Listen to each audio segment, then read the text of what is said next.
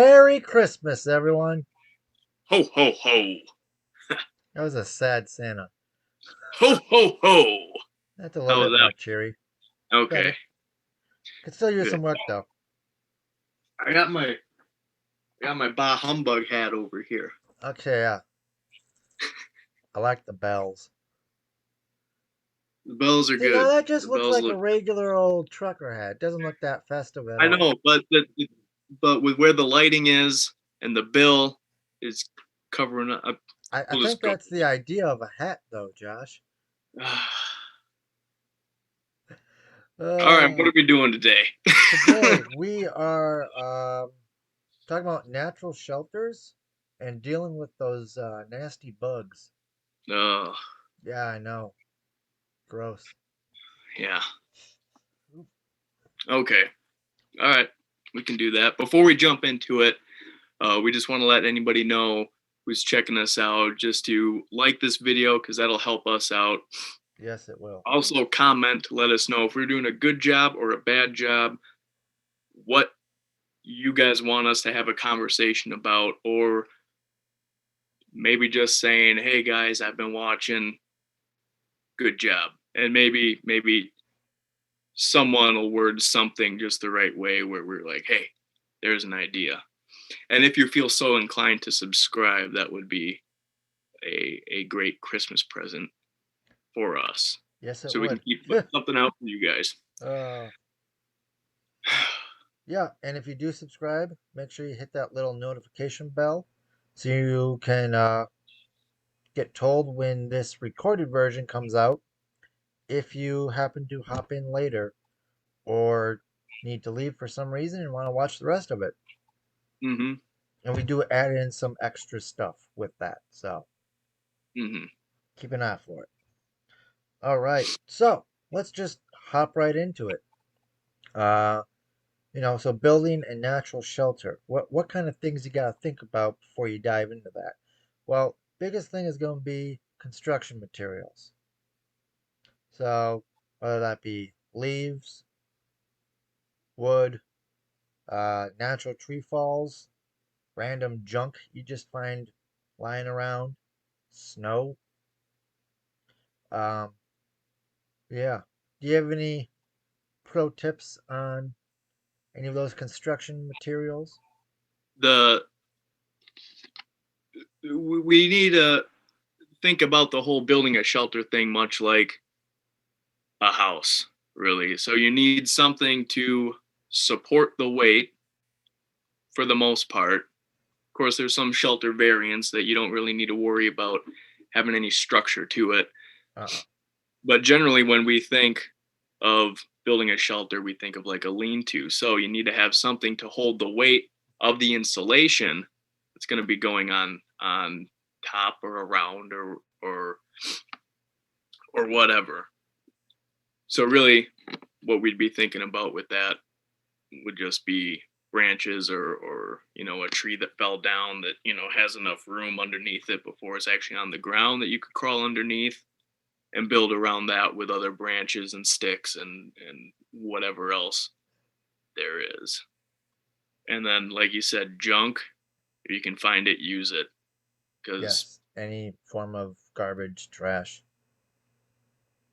it's helpful. it can help out, especially with our next little bit, which is waterproofing.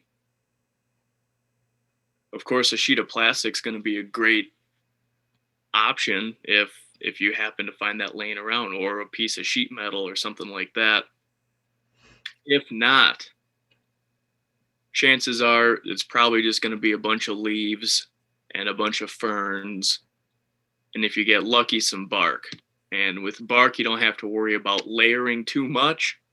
But with leaves, if you want your structure to be waterproof, you're going to need a good like 3 feet of leaf matter on this thing to to keep that water out. yeah, A good way to and test it is always build one in practice, fill up a gallon of milk, fill that up with water, and just dump it on and see if any water gets through. And if it does, then you know that you need to have more material on next time. yep. Or really just go for it and sleep out in it when it's raining. Yeah. I mean, worst thing that's gonna happen, you get a little wet. Mm-hmm. And if you're close at home, just walk in. Yeah. Yeah. It's always a good option. Yeah.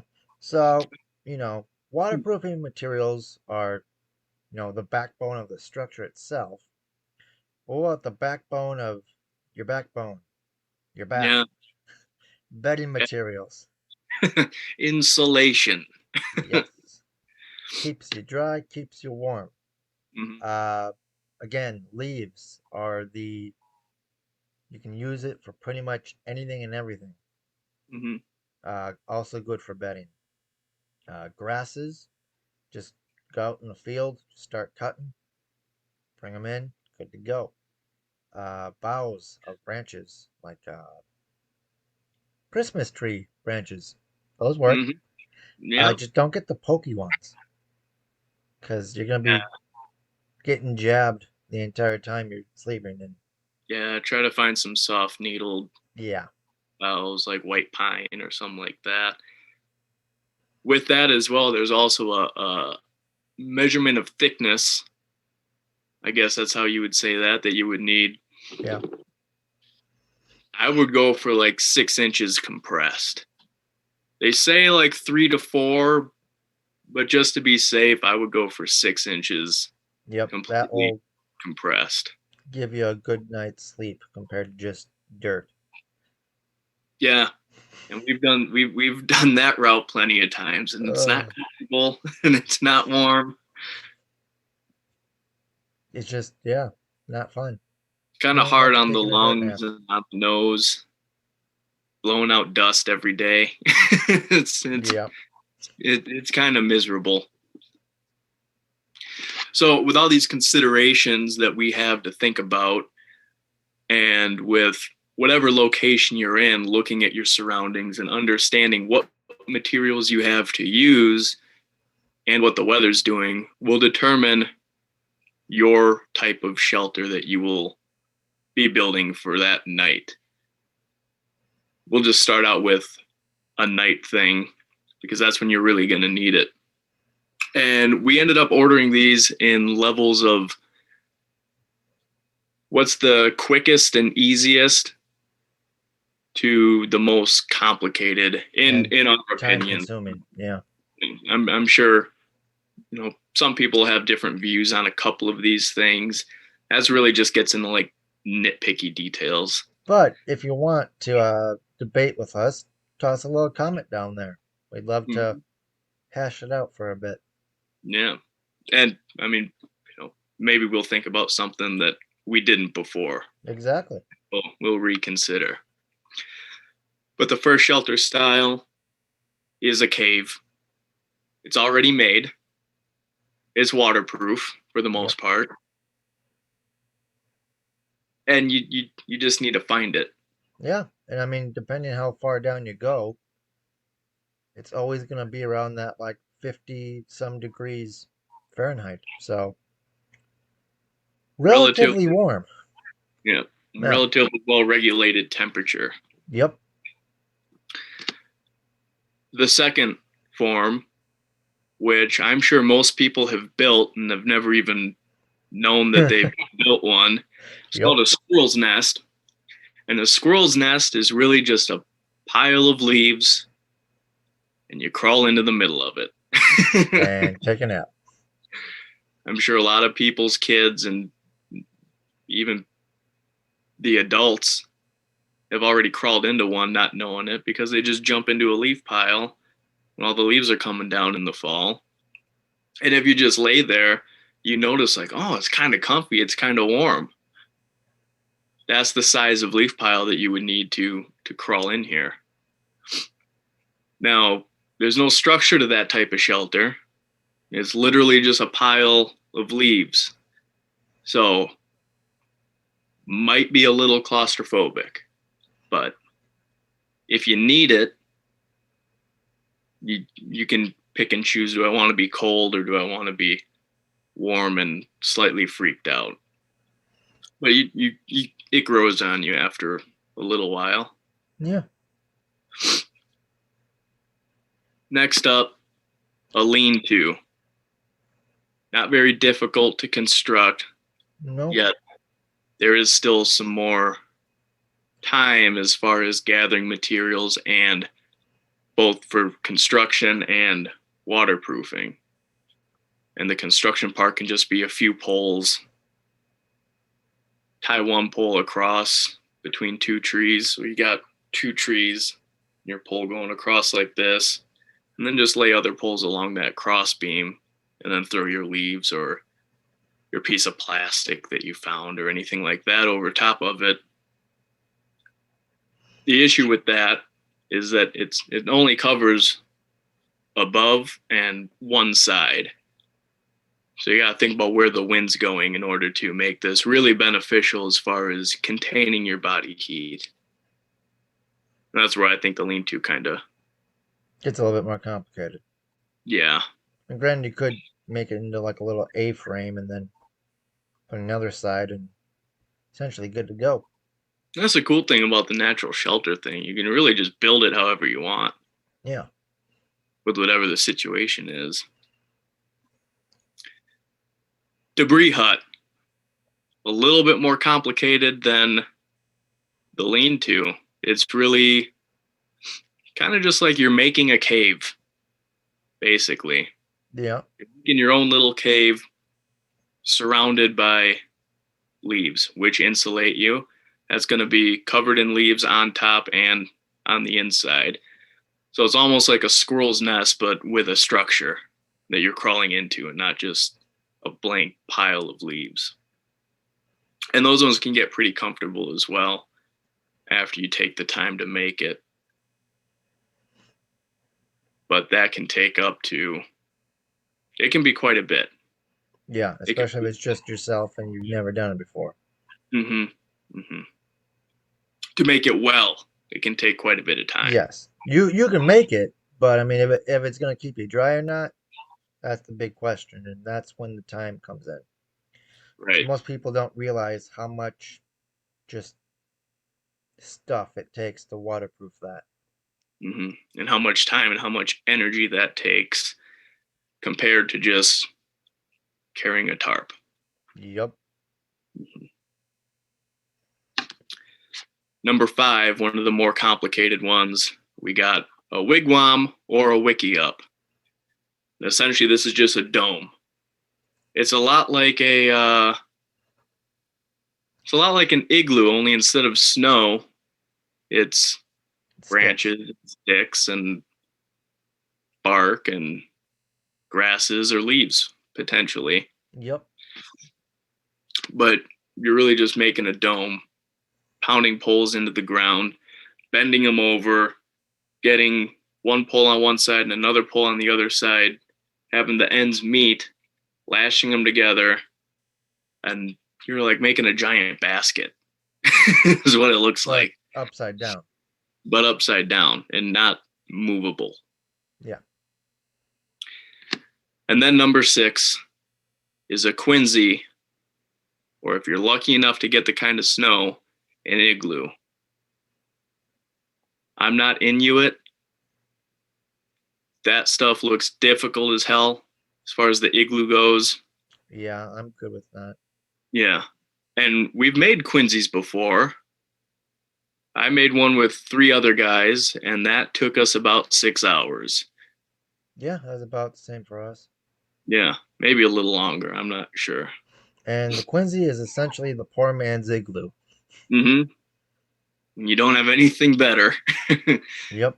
Just shovel a bunch of snow into a big pile, and then just stomp the hell out of it, and then put more snow on, and stomp the hell out of it, and then more snow, and pack that down. And then just grab some sticks about 12 to 18 inches long and just stab those on the outside all over the thing. And then you start to dig in to pull out all of that compacted material that you just piled up. And you just dig out the walls and the ceiling until you hit the end of the stick going into the snow pile. And then that's where you stop and you just You just keep that thickness all the way around, and theoretically, that turns into your insulation. Yep. Just the snow. There, I'm not claustrophobic, but the first night I slept in it, I was a little short of breath. I was freaking out sometimes. Yeah, I'm not a fan of them. It was kind of cool once you got used to it for me, but Yeah. So there's always going to be hazards when building your shelter home for however long you're staying in this situation. Some of them, especially with the wooden ones, or even ones with the debris huts or a squirrel shelter, it could burn down.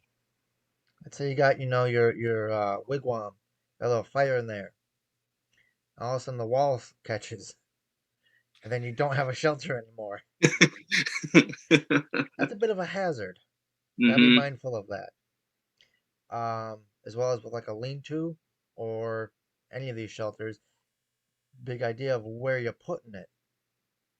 Let's say you go into a cave and all of a sudden storms out real bad. And you're thinking, I'm in a cave, nice and dry. Yeah, but the cave gets flooded in the rainy season.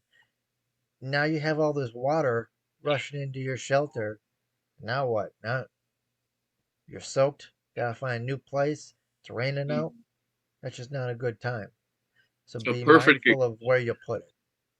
yeah, a perfect example, but more on the extreme end is those kids in what was it, Thailand, I think, Oh yeah.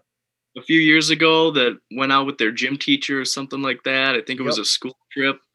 They went caving and monsoon came through and they didn't even know about it because they were how far into that cave and Yep. completely flooded out their only exit, and they're stuck just up in this little pocket in the middle of the earth for I don't know how many days it was. It was a Yep. long It was a time. long time. Yeah. So I mean, you could almost go to that extreme. hmm Um, like you mentioned before, Josh, claustrophobic. hmm Some of these shelters aren't your friend because you want to essentially build it small enough if it's just yourself to retain as much heat in there. So if you build it big and roomy, that's great. Now you got nice lots of room, but you're gonna be cold unless you got it big enough to have a fire. Right. Snow shelters. If your entrance closes and you don't have much air going through, that can be a problem. Um, or if for some reason your air holes melt and then refreeze and then they're shut, that's a problem. You gotta check those. hmm Oh, let's say you got a nice little lean-to, perfect. It's on a nice crook of a tree, and everything. And then you look up and you realize that tree you got it set up on is dead. Things falling on you.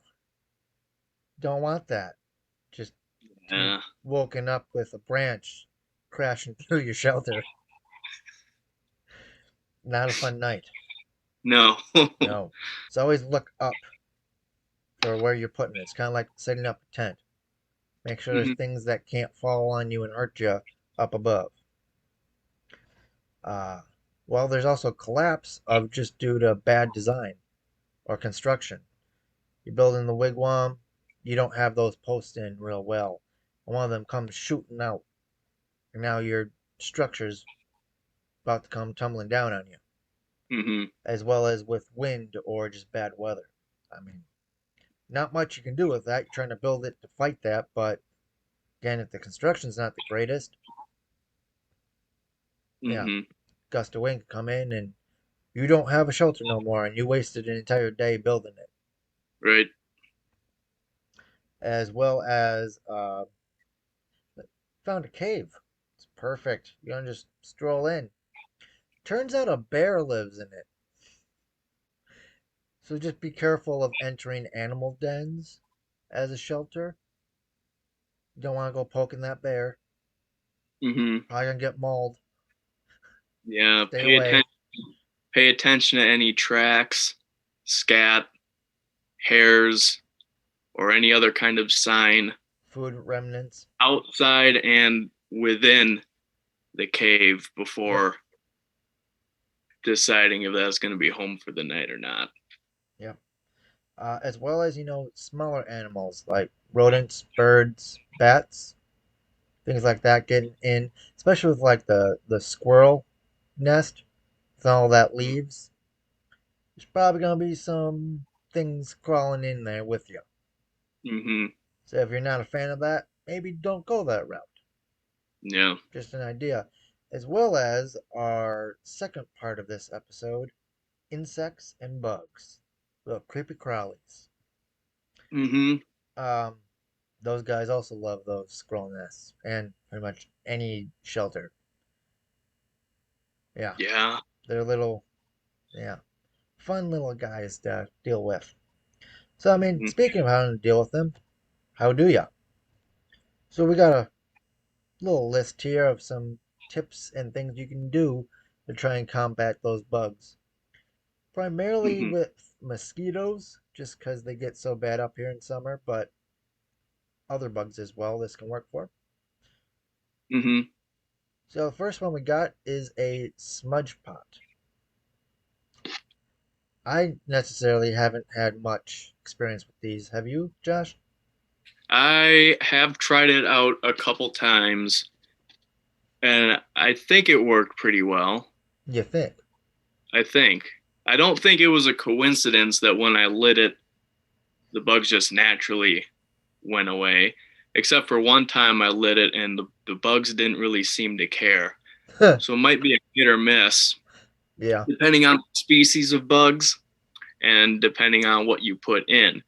But the smudge pot essentially is a pot that has a bunch of holes in it, and you gather different materials that have some sort of natural Bug repellent. bug repellent that it emits when it burns within the smoke. You just get a big bundle of all of these different kinds of species, and of course they're going to vary depending on where you're located at, because what's going to work down in Florida isn't going to grow up here in Wisconsin. Nope. That's just how that stuff works. Yeah. But you light it and you just let it smolder.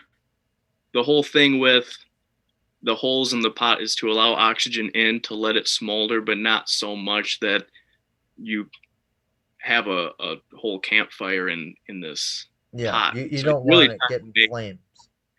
right. You're basically trying to make a cigar, or it'll burn. You don't really have to leave it, or you don't really need to do anything to it too much. Maybe you blow on it every now and then, but essentially you're just making a giant cigar that's going to smolder, and you just keep gradually adding to it to keep that smoke rolling.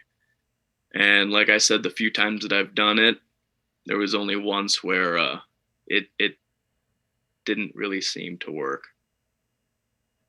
That's not But bad for it just is how many times you've done it. So, right, and it's an option. And in any plant ID book, usually they'll have some sort of little section by each plant that says special properties or something like that. And that's where they'll say if it is a natural bug repellent or not. yeah. I personally have tried out the dryer sheet method. If not, I'm I just interested in drip sheets, how they work. um again with the smudge pot, there were a few times it worked really well, a few times bugs just didn't care. Mm-hmm. Um, I just took one or two, tucked them like in my hat or Mm-hmm. like on me, Mm-hmm. and when it worked, it was awesome. Bugs just gone. Didn't even notice they were Okay. there. That helped more with like deer flies and stuff. Mm-hmm. The little fun dudes that like to come in and just bite you for no Sure. reason. Um, but there were other times they swarmed you. It's like, why is this happening? Right. It, granted, it could have varied on the dryer sheet itself and what was in it. So might have to do a little bit more testing with that this summer. Yeah, I'm sure the scent has something to do with it. Yeah, Like maybe you have a lavender scented dryer sheet, and that's gonna probably. make Yeah. pollinating bugs more attracted to you than Yep. a lemon lime or something like that. I don't know.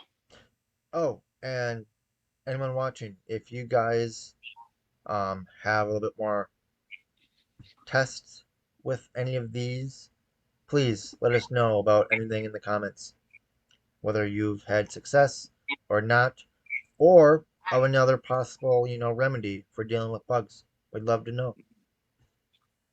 Something to try out. Deal? Could be a later video. Could be. Could Yeah. be. Next up, that's almost Oh, a guarantee. oh yeah. Good old DEET. Yep. Some hardcore, nasty, but works DEET. Yep. Just good old chemicals.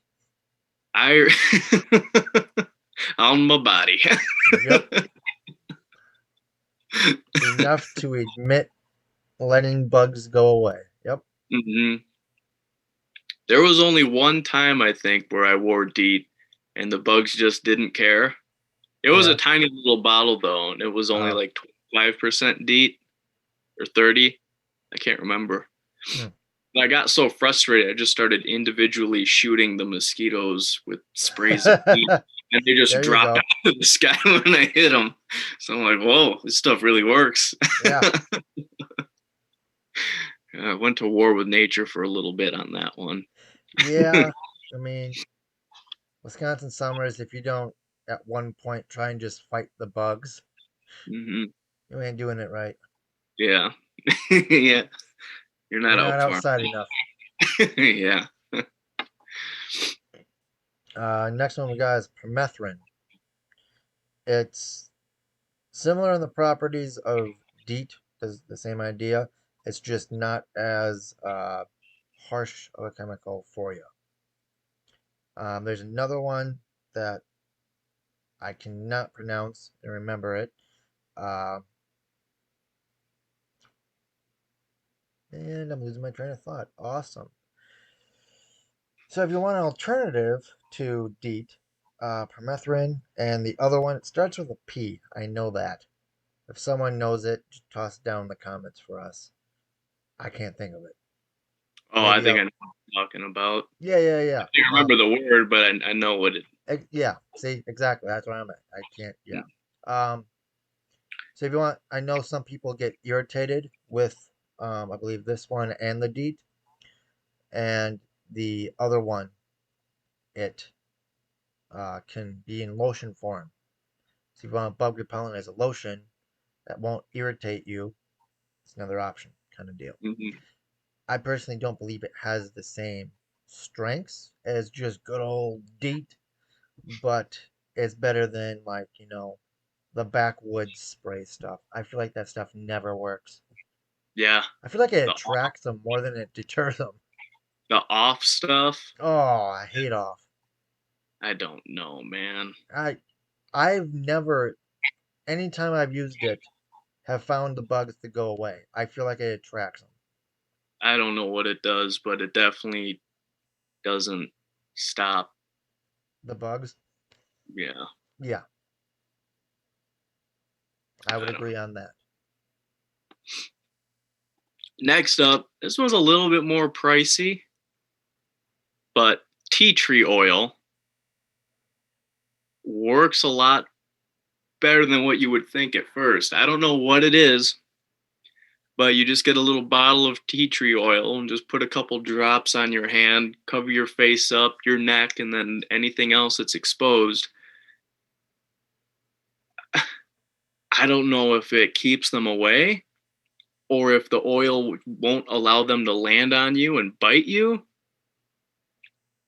or how it works, but every time I've ever used tea tree oil, they just like stop. So if anyone knows of chemically how that all works with tea tree, tea tree oil and deterring the bugs, let us know. Yeah, Cause we would love to know. yeah, What else we got? Oh, we got, you know, just sitting around a campfire. All that smoke coming off it. Does that actually keep the bugs away? I feel like it's more like a 30-70. 30 of it working, 70 not. I think it Um, depends a lot on like what kind of stuff you burn too. yeah, that's a big portion of it. I was just making the point of, regular old campfire, just wood, nothing fancy in it. Does Right, that keep the bugs away? right. But yeah, like you said, big, And it would depend. I mean, I would imagine more smoke is better than less smoke, yeah, as well as but you what don't kind want of to sit around wood. something too smoky. Yeah, Yep. smoke baths, but you'd be getting up every like. I feel like I have to get up every 10 minutes and just stand in the smoke for a good minute and a half Yeah, before I can sit back down, and then nothing happens, and then you got to go in again and do it again. It's a little yep. bit hazardous to your health. Just, just a little. Yeah. Speaking of hazardous to your health, there are, all the other brand and style of, store-bought bug repellents. Like I think it's Backwoods off-brand I think it is. or just I'm a, pretty a sure. style of it. Um, Hmm. all the other just like generic brand ones. I feel like those are all hit and miss kind of deal. It's like, oh yeah, today we're gonna work. Tomorrow, have fun with those bugs. Like they're Yeah, all having a conversation. All the chemicals are having a conversation in that little green bottle. yeah, Like, we gonna work for this guy or nah? exactly. Um, yeah, I feel like they're very hit or miss. Um, Hmm. and if once you do get it to work, I feel like you just soaked your body in so many chemicals. You'd be better off just doing one good old spurt with DEET and be done. Right. Compared to like, I feel like you have to apply that so many times, like the generic or the off-brand stuff. Hmm. It just, and when I'm saying off-brand, I mean the brand is called off, not an off-brand. Just want to make that Ah, clarification. exclamation point. Those guys. Yes, Big them old letters. Yeah.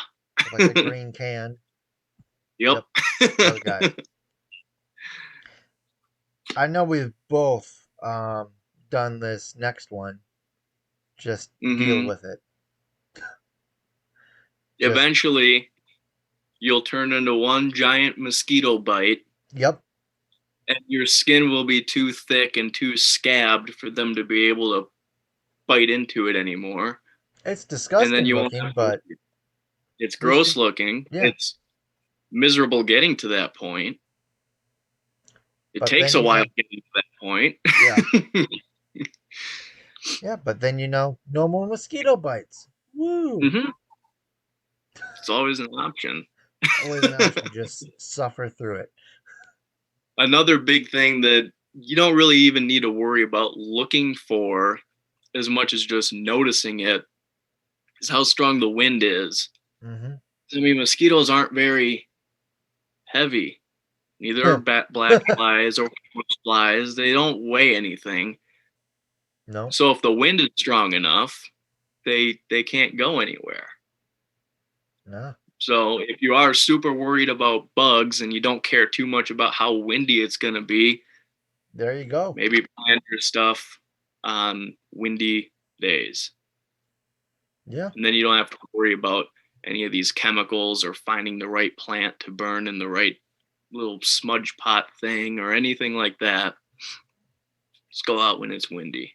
That's a good option. yeah. Have you tried this next one? Just, covering your exposed skin with mud. I don't, I have not tried it. I've never. I've read about it quite a bit, but I haven't Yeah, tried it yet. I'd imagine it works.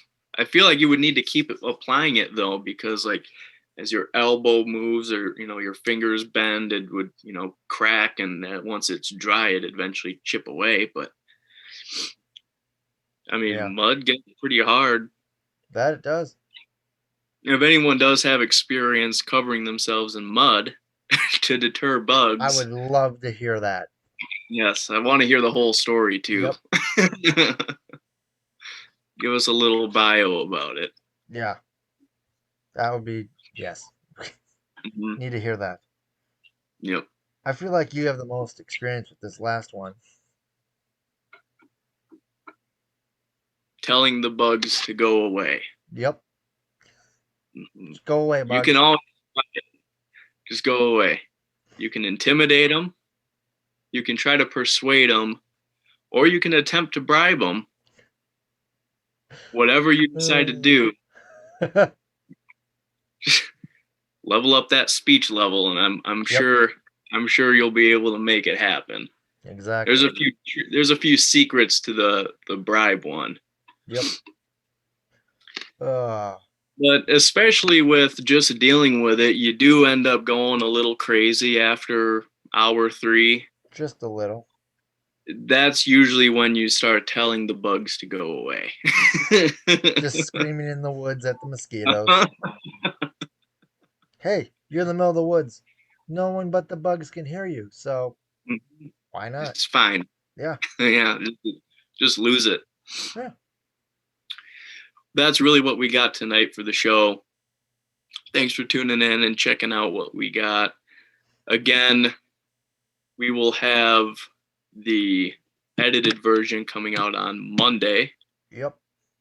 sometime. What is coming up next, Alec? What do we got on for next week? What we got coming on for next week